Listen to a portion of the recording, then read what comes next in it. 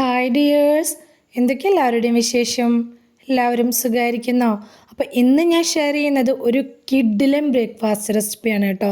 അപ്പോൾ ബ്രേക്ക്ഫാസ്റ്റ് ആയിട്ടാണെങ്കിലും evening snack ആയിട്ടാണെങ്കിലും ഇപ്പോൾ മക്കളൊക്കെ സ്കൂളിൽ വിട്ട് വരുന്ന സമയത്ത് ഉണ്ടാക്കി കൊടുക്കാനൊക്കെ ആയിട്ടാണെങ്കിലും അടിപൊളിയാണ്. നല്ല ഹെൽത്തി ആയിട്ട് കൊടുക്കാൻ പറ്റിയിട്ടുള്ള നല്ല ടേസ്റ്റി ആയിട്ടുള്ള റെസിപ്പിയാണ് കേട്ടോ.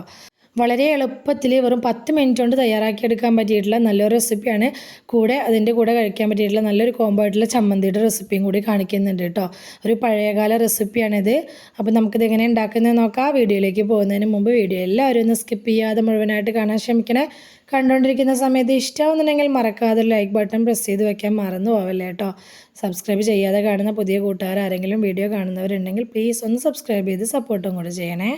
അപ്പോൾ നമുക്കിത് എങ്ങനെ ഉണ്ടാക്കുന്നത് നോക്കിയാലോ. അതിനായിട്ടൊരു ബൗൾ എടുത്ത് വെച്ചിട്ട് ഞാൻ 1 കപ്പ് പച്ചരിയാണ് ഇട്ട് കൊടുത്തിട്ടുള്ളത്. നിങ്ങൾക്ക് തോന വേണമെന്നുണ്ടെങ്കിൽ കൂടുതലെടുക്കാം കേട്ടോ. ഞാനിപ്പോൾ ഒരു കപ്പ് പച്ചരി വെച്ചിട്ടാണ് ചെയ്തെടുക്കുന്നത്. ഇതിപ്പോൾ നോർമൽ നമ്മൾ സാധാരണ റേഷൻ കടയിൽ നിന്നൊക്കെ കിട്ടുന്ന പച്ചരിയാണ് എടുത്തിട്ടുള്ളത്. അതുകൊണ്ട് തന്നെ നല്ലപോലെ വാഷ് ചെയ്തെടുക്കണം. നല്ലപോലെ കഴുകിയ ശേഷം കുതിരാൻ ആവശ്യമായിട്ടുള്ള വെള്ളം കൂടി ഒഴിച്ച് വെച്ചിട്ട് നമുക്കിതൊന്ന് കുതിരാനായിട്ട് മാറ്റി വയ്ക്കുക. ഒരു 4 മണിക്കൂർ കുതിരാനായിട്ട് വെക്കുക കേട്ടോ. അപ്പോൾ ഒരു 4 മണിക്കൂറിന് ശേഷം നമുക്കിതാ നമ്മുടെ പച്ചരിയൊക്കെ നല്ലപോലെ കുതിർന്ന് കിട്ടിയിട്ടുണ്ട്. ഇനി ഇതിലത്തെ വെള്ളമൊന്നും നല്ലപോലെ കളഞ്ഞെടുക്കണം. ഒരു സ്ട്രെയിനറിലേക്കൊന്ന് മാറ്റി കൊടുത്താൽ മതി. ഇനി ഒരു മിക്സിയുടെ ജാർ എടുത്ത് വെക്കുന്നുണ്ട്. അതിലേക്ക് ഈ പച്ചരി മുഴുവനായിട്ട് അങ്ങ് ഇട്ട് കൊടുക്കുന്നുണ്ട്. കുറച്ചല്ലേ ഉള്ളൂ, അപ്പോൾ അതുകൊണ്ട് തന്നെ അത് മുഴുവനായിട്ട് അങ്ങ് ഇട്ട് കൊടുക്കുകയാണ്. ഇനി അതിലേക്ക് ഒരു 1/4 കപ്പ് ചോറും കൂടി ചേർക്കുന്നുണ്ട്. പിന്നെ ഇതിലേക്ക് കുറച്ച് ഉപ്പും കൂടി ചേർത്ത് കൊടുക്കുകയാണ്. ആദ്യം തന്നെ ഒരുപാട് ചേർക്കണ്ട കേട്ടോ. കുറച്ച് ചേർത്തിട്ട് 1 കപ്പ് വെള്ളം കൂടി ഒഴിച്ചു കൊടുത്തിട്ട് നമുക്കിതൊന്ന് നല്ല പോലെ അരച്ചെടുക്കണം. നല്ല ഫൈനായിട്ട് തന്നെ അരച്ചെടുക്കണം കേട്ടോ. വെള്ളത്തിൻ്റെ അളവ് ഈ അരച്ചെടുക്കുന്ന സമയത്ത് കൂടി പോകണ്ട. ഞാനിതപ്പോൾ നന്നായിട്ടൊന്ന് അരച്ചെടുത്തുകൊണ്ട് വന്നിട്ടുണ്ട്. ഇനി ഒരു ബൗൾ എടുത്തിട്ട് ഈ മിക്സിയുടെ ജാറിലുള്ളത് പകുതി ഒഴിച്ചു കൊടുക്കുക. മുഴുവനായിട്ട് ഒഴിക്കേണ്ട, പകുതി ആ ജാറിൽ തന്നെ വെക്കുക കേട്ടോ. പകുതി ഒരു ബൗളിലേക്ക് മാറ്റിയിട്ട് ഇനി മിക്സിയുടെ ജാറിലേക്ക് നമുക്ക് കുറച്ച് സാധനങ്ങൾ ചേർത്ത് കൊടുക്കാനുണ്ട്. 1/4 കപ്പ് തേങ്ങ വേണം. അതുപോലെ തന്നെ കുറച്ച് ചെറിയുള്ളി, 5-6 അല്ലി ചെറിയുള്ളി, അതുപോലെ തന്നെ 4 വറ്റൽമുളക് വേണം, കറിവേപ്പില വേണം, 1 ടീസ്പൂൺ ജീരകം വേണം. അപ്പോൾ വറ്റൽമുളക് എടുക്കുമ്പോൾ നമ്മുടെ എരിവിനനുസരിച്ച് എടുത്താൽ മതി കേട്ടോ. അപ്പോൾ 1 കപ്പിനാണ് ഞാൻ 4 വറ്റൽമുളക് എടുത്തിട്ടുള്ളത്. നിങ്ങൾക്ക് അത്ര തന്നെ വേണ്ടാന്നുണ്ടെങ്കിൽ ഒരു 3 എണ്ണമൊക്കെ എടുത്താലും മതിയാവും. ഇനി ഇതെല്ലാം കൂടെ നമുക്ക് മിക്സിയുടെ ജാറിലേക്ക് ഇട്ട് കൊടുക്കണം. നമ്മൾ പകുതി മാവ് മിക്സിയുടെ ജാറിൽ തന്നെ വെച്ചിട്ടുണ്ടല്ലോ, അതിലേക്ക് ഇട്ട് കൊടുക്കണം. വറ്റൽമുളക് ഞാനൊന്ന് പൊട്ടിച്ചിട്ട് കൊടുക്കുന്നുണ്ട് കേട്ടോ. ഇനി ഇതെല്ലാം കൂടെ ഒന്ന് ക്രഷ് ആവുന്ന രീതിയിൽ നമുക്കിതൊന്ന് അരച്ചെടുത്തുകൊണ്ട് വരണം. പൾസ് മോഡിലിട്ട് ഒന്ന് ജസ്റ്റ് 2 തവണ ഒന്ന് കറക്കിയെടുത്താൽ മതി കേട്ടോ. അപ്പോൾ ഇതിൻ്റെ ഫ്ലേവറൊക്കെ ഈ മാവിലേക്ക് നന്നായി കിട്ടണം.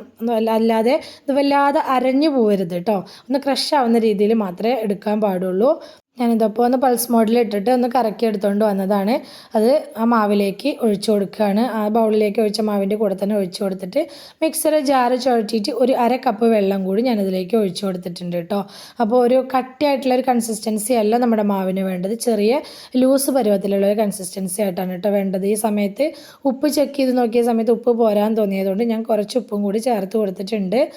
അപ്പോൾ അതാണ്ട് ഈ ഒരു രീതിയിൽ കുറച്ച് വെള്ളത്തോട് ആയിട്ടുള്ള രീതിയിൽ വേണം കേട്ടോ നമ്മുടെ മാവ് തയ്യാറാക്കിയെടുക്കാനായിട്ട്.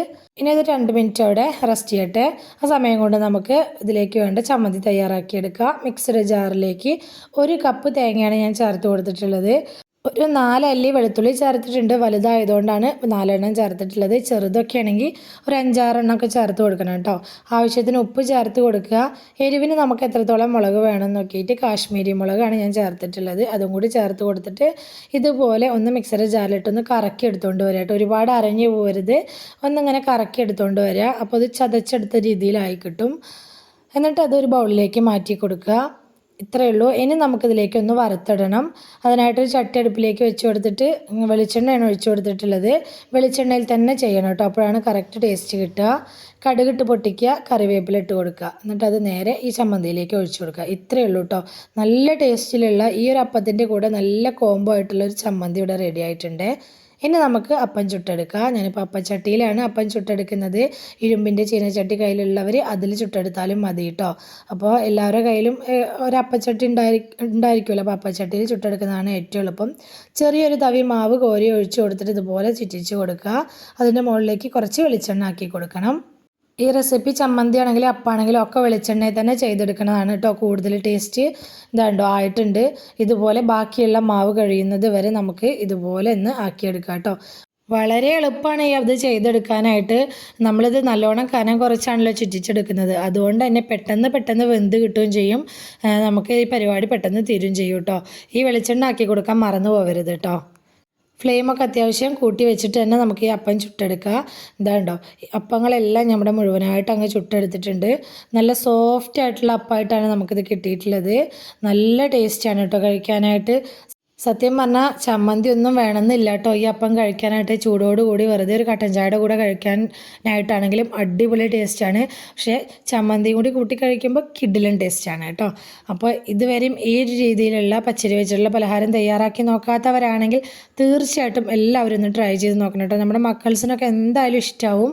ഇവിടെ മക്കൾക്കൊക്കെ ഒരുപാട് ഇഷ്ടമാണ് കേട്ടോ ഈ പലഹാരം. മക്കളൊക്കെ സ്കൂൾ വിട്ട് വരുന്ന സമയത്ത് നമുക്ക് ഒരു നല്ല വിശന്ന് വരുന്ന സമയത്തൊക്കെ നല്ല ഹെൽത്തി ആയിട്ടൊക്കെ ഉണ്ടാക്കി കൊടുക്കണമെന്ന് ഉള്ളവർക്ക് ഇത് നല്ലൊരു ഓപ്ഷനാണ് കേട്ടോ. തീർച്ചയായിട്ടും ഒന്ന് ട്രൈ ചെയ്ത് നോക്കേ. അപ്പോൾ ഇന്നത്തെ നമ്മുടെ പച്ചരി വെച്ച് ചെയ്തെടുത്തിട്ടുള്ള പലഹാരത്തിൻ്റെ റെസിപ്പി എല്ലാവർക്കും ഇഷ്ടമായി എന്ന് വിചാരിക്കുകയാണ്. ഇഷ്ടമായിട്ടുണ്ടെങ്കിൽ സബ്സ്ക്രൈബ് ചെയ്യാതെ കാണുന്ന കൂട്ടുകാരൊന്ന് സബ്സ്ക്രൈബ് ചെയ്ത് സപ്പോർട്ട് ചെയ്യണേ.